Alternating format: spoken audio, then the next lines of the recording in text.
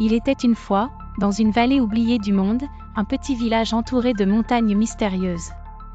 Ces montagnes étaient toujours enveloppées d'une brume épaisse, et les villageois, craintifs, chuchotaient des histoires effrayantes sur une sorcière qui y vivait.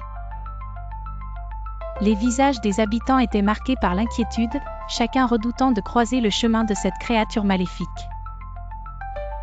Mais au fond du cœur d'Émilie, une jeune fille de 12 ans, une lueur de curiosité brillait. Contrairement aux autres, elle voyait non pas un danger, mais un mystère à résoudre.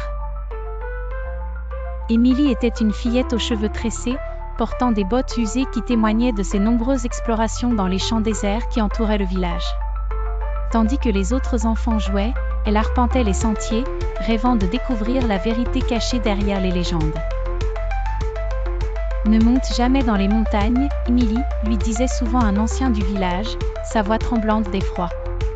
La sorcière te transformera en pierre, ou pire encore. » Mais Émilie, pleine de courage, se demandait si cette sorcière n'avait pas une histoire à raconter, une raison d'être cachée. Une nuit, alors que la pleine lune illuminait le ciel, un hurlement lointain fit vibrer l'air autour d'elle. C'était un appel, un chant mystérieux qui semblait venir des montagnes. Sa curiosité l'emporta sur sa peur, et elle décida d'explorer ce qui se cachait derrière la brume. Émilie se leva de son lit, ses yeux brillants d'excitation, et se mit en route vers l'inconnu, déterminée à découvrir la vérité sur la sorcière des montagnes brumeuses. La montée fut difficile et l'obscurité semblait prendre vie autour d'elle. Les arbres tordus dessinaient des ombres inquiétantes sur le sentier, mais Émilie avança, sa lanterne vacillante éclairant son chemin. Au cours de son ascension, un renard argenté croisa son chemin, semblant lui faire signe de le suivre. Émilie sourit, se sentant étrangement accompagnée dans cette aventure. Enfin, elle atteignit une clairière enchantée, baignée de lumière et entourée de fleurs étranges qui brillaient dans l'obscurité. Au centre, une cabane en bois, couverte de mousse, se tenait majestueusement. C'est là qu'elle rencontra la sorcière. Bien qu'elle fût âgée, son visage était doux et ses yeux, remplis de sagesse, brillaient d'une lumière étrange. « Pourquoi es-tu venue ici, petite ?» demanda-t-elle. « N'as-tu pas peur des histoires que l'on raconte ?» Émilie, avec courage, répondit « Je veux savoir la vérité. Pourquoi les gens te craignent-ils ?»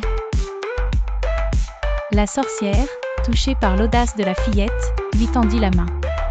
Une brume magique les enveloppa, et Émilie fut transportée dans un tourbillon d'images.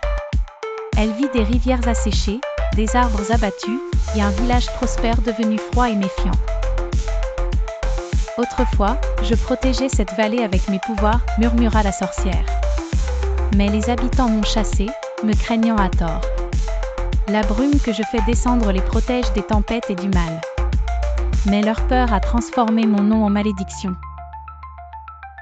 Émilie comprit alors que la véritable menace n'était pas la sorcière, mais l'ignorance des villageois. Déterminée, Émilie retourna au village avec des fleurs magiques et des histoires de beauté à raconter.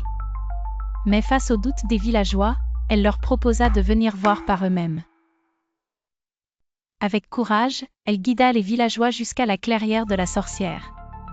Ce fut un moment tendu, mais grâce à la bravoure d'Émilie, la sorcière montrant sa bonté leur révéla qu'elle n'était pas leur ennemie, mais leur protectrice.